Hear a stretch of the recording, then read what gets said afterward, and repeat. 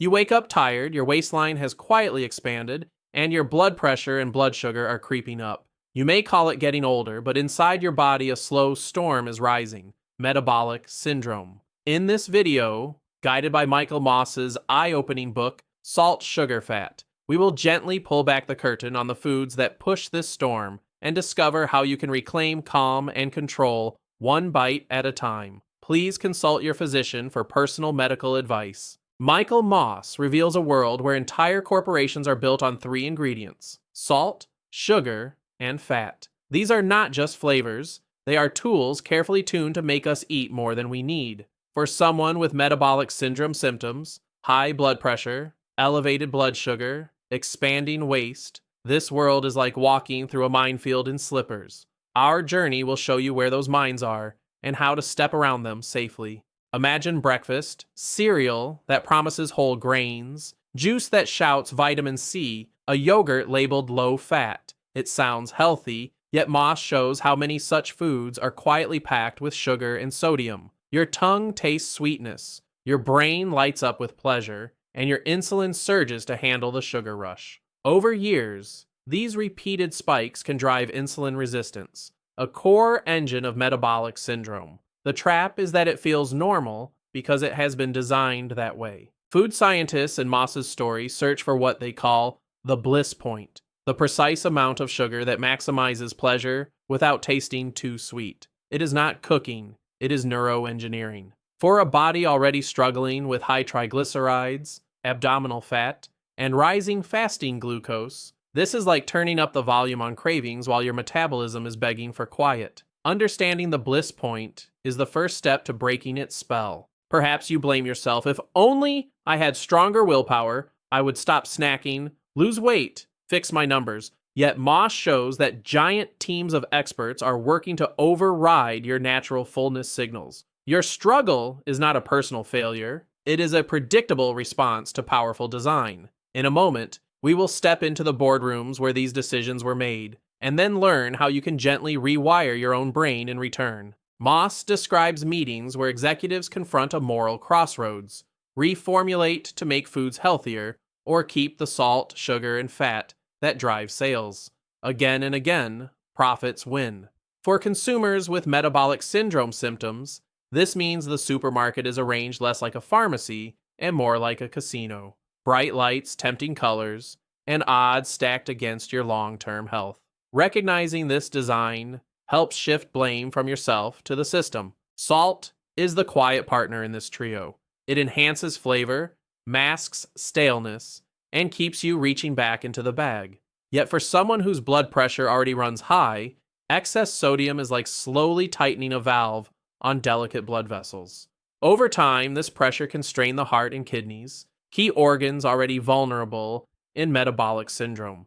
The difficulty is that salt hides everywhere, from bread to breakfast cereal, from sauces to so-called healthy soups. Moss recounts how even products marketed as lean or heart-healthy can rely heavily on salt to keep flavor after months in a freezer. Picture someone carefully choosing a light frozen meal, believing they are supporting their blood pressure and weight, while each bite quietly adds to daily sodium overload. It is like trying to put out a fire with a hose that secretly pours gasoline. Awareness of labels becomes a life-preserving skill, not a mere habit. Sugar does more than sweeten. In Moss's world, it becomes a mask, covering acidity in tomato sauce, bitterness in cereals, and dryness in low-fat products. But inside your body, repeated high sugar intake can raise triglycerides, build fat around the organs, and exhaust the pancreas as it pours out insulin.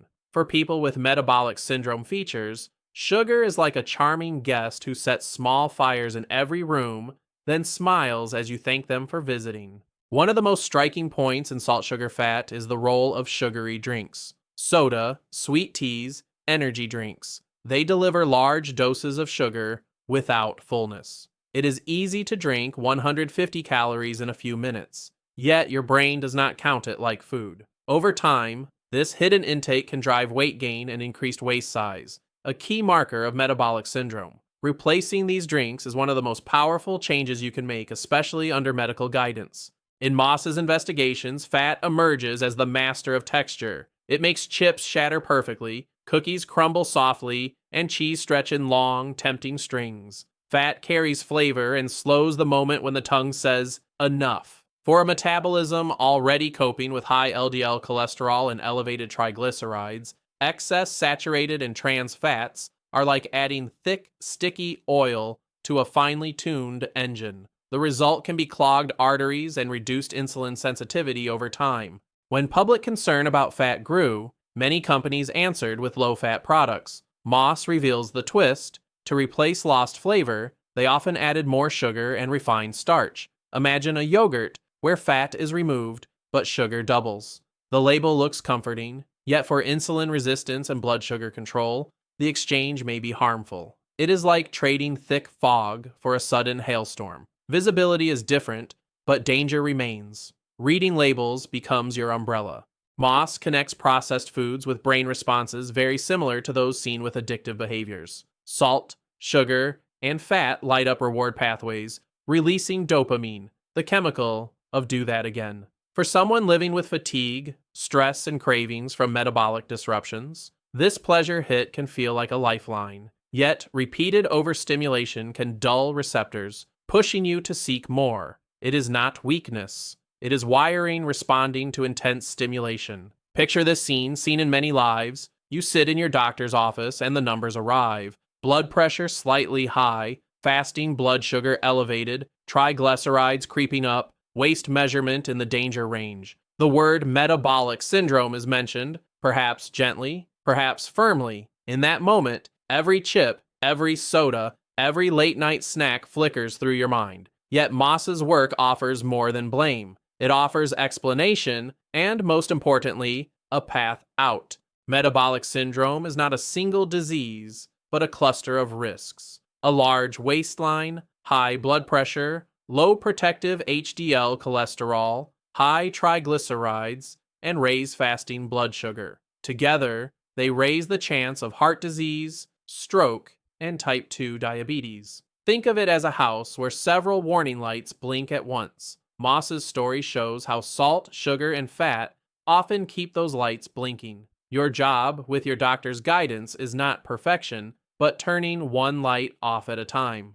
Moss shows that processed foods did not simply appear, they filled a need. Long work hours, commuting, caring for family, who has time to cook? Industry stepped in with fast, ready-to-eat meals, engineered to be irresistible. For someone exhausted from poor sleep, stress, and blood sugar swings, these foods feel like a rescue. Yet they often deepen the very fatigue they seem to relieve. It is as if you are borrowing energy from tomorrow at a very high interest rate. Combine refined carbs, sugar, salt, and fat, and you create what scientists call hyperpalatable food, so rewarding that natural breaks on eating weaken. Think of a cheeseburger with fries and soda, the salt in fries, the sugar in the bun and drink, the fat in the meat and cheese. Each bite is designed to keep you going.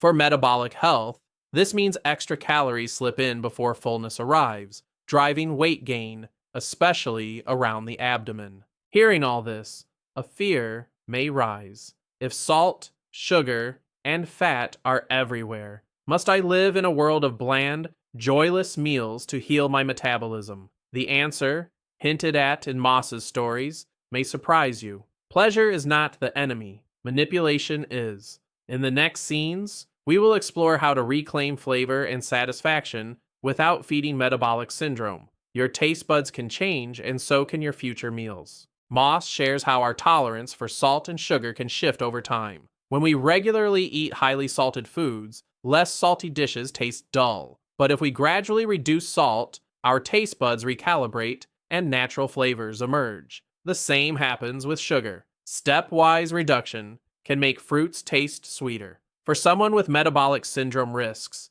this is powerful news. Your cravings and preferences are not destiny. They are a training history that you can rewrite carefully and with medical guidance. One of the most practical lessons from salt, sugar, fat is to see labels as truth behind the marketing. Serving size, grams of sugar, sodium, types of fat.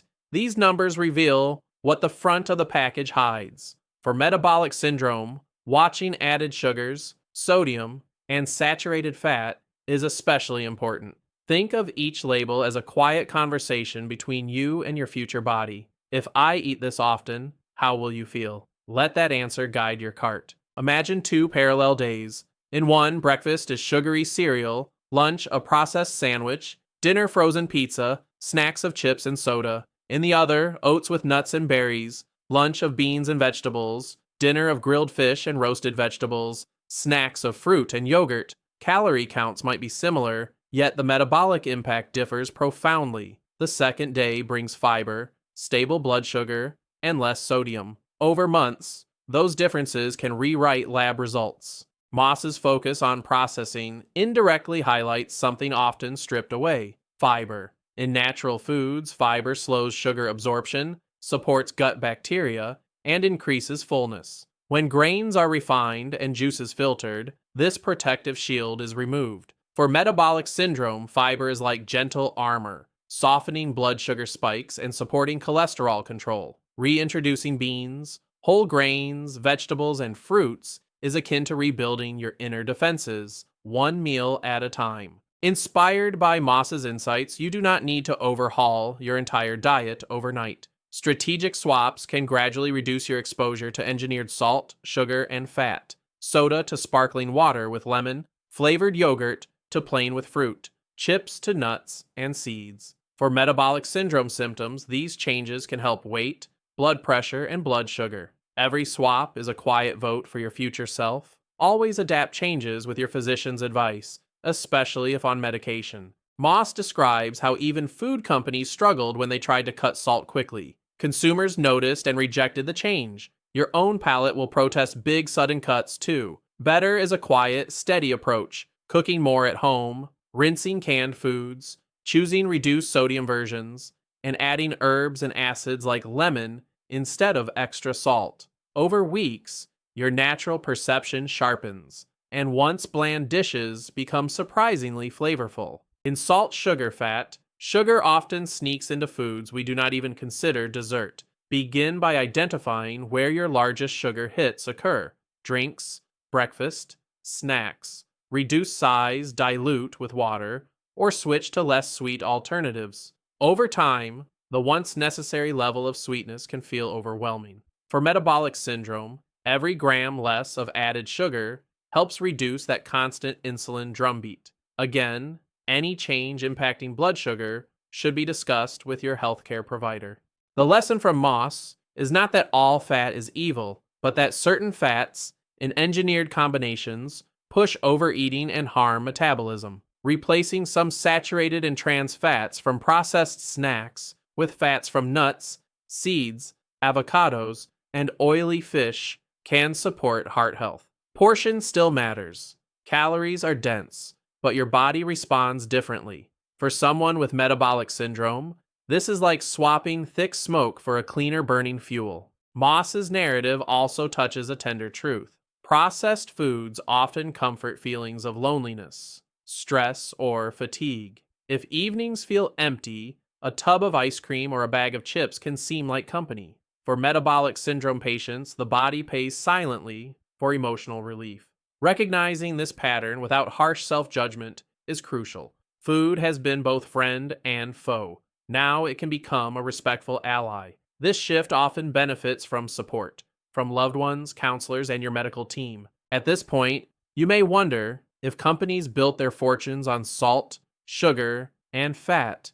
Can they truly help us eat better? Moss documents attempts at healthier products that often failed when profits dropped. Yet pressure from informed consumers can shift that balance. The question becomes, how much power lies in your cart, your kitchen, your voice? In the next scenes, we explore quiet revolutions that begin at home and ripple outward.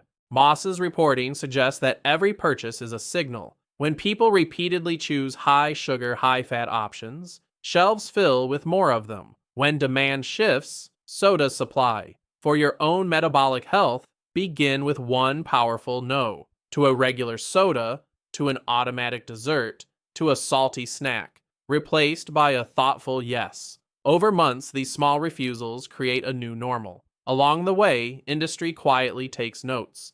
Cooking at home, even a few times a week, is one of the most effective ways to step outside the engineered food system Moss describes. When you choose the amount of salt, sugar, and fat, you reclaim control over what enters your bloodstream. Simple meals, stir-fried vegetables, soups, grilled proteins can stabilize blood sugar and blood pressure compared to many ready-made options. Start small, one recipe at a time, and let your kitchen become an act of self-care and quiet rebellion.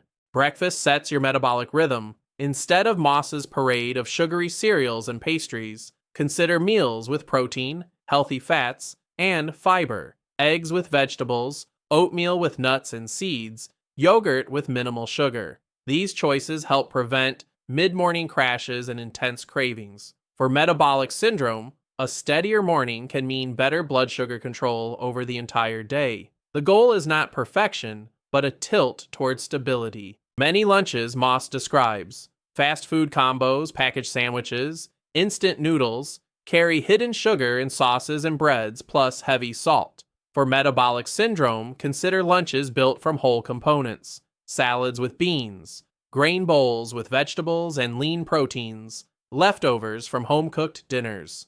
Add flavor with herbs, olive oil, vinegar, and small amounts of cheese instead of sugary dressings. Your afternoon blood sugar and focus may quietly thank you. Evenings in Moss's world are often dominated by frozen pizza, takeout, and late snacks. For metabolic syndrome patients, large, highly processed dinners can cause nighttime blood sugar peaks and restless sleep. Try shifting toward earlier, lighter dinners with vegetables, lean protein, and whole grains. Reduce heavy sauces and sugary drinks. Think of dinner as gently landing a plane for the night, not launching a rocket at 9 p.m. In salt, sugar, fat, snacks are a triumph of engineering. Perfectly salted chips, cookies tuned to the bliss point, bite-sized candies everywhere. For metabolic syndrome, these automatic grabs can keep insulin and blood pressure elevated throughout the day. Instead, consider intentional snacks. A piece of fruit, a handful of nuts, vegetable sticks with hummus. Ask, am I truly hungry or just bored or stressed? This simple pause can change your metabolic story. Besides sugar, many drinks in Moss's narrative carry caffeine and additives that disturb sleep and appetite. Poor sleep can worsen insulin resistance and blood pressure, completing a vicious cycle. Hydration with water, herbal teas, or sparkling water supports metabolism without extra calories. If you reduce caffeine or certain drinks, do so gradually and consult your doctor if you have heart rhythm, blood pressure, or glucose concerns. Imagine your metabolism as a garden. In Moss's world, processed foods are like flooding the soil with chemical bright fertilizer. Plants shoot up fast, then wilt, and weeds take over. Real foods, vegetables, fruits, healthy fats, whole grains are like steady rain and rich compost. It takes more time, but roots strengthen. For metabolic syndrome, every real food you choose is a seed of recovery. The garden may have been neglected, but it is never beyond care. Imagine a composite patient inspired by many in Moss's world. Age 52, waist growing, blood pressure 145/90, fasting glucose edging toward diabetes. Over 6 months, they slowly cut sugary drinks, cooked twice a week, chose lower sodium options, and walked after dinner. No perfection, just persistence. With their doctor's guidance, numbers began to shift. Waist a little smaller, blood pressure down, triglycerides easing. Their story shows that even modest changes can echo in the lab. In a world saturated with Moss's engineered foods, slip-ups are not just likely, they are expected. A stressful day may end with a fast food meal, a lonely night with a cookie binge. This does not erase your progress. Metabolic healing is not a straight line. It is a series of turns. Instead of I failed, try what led to this, and what can I adjust?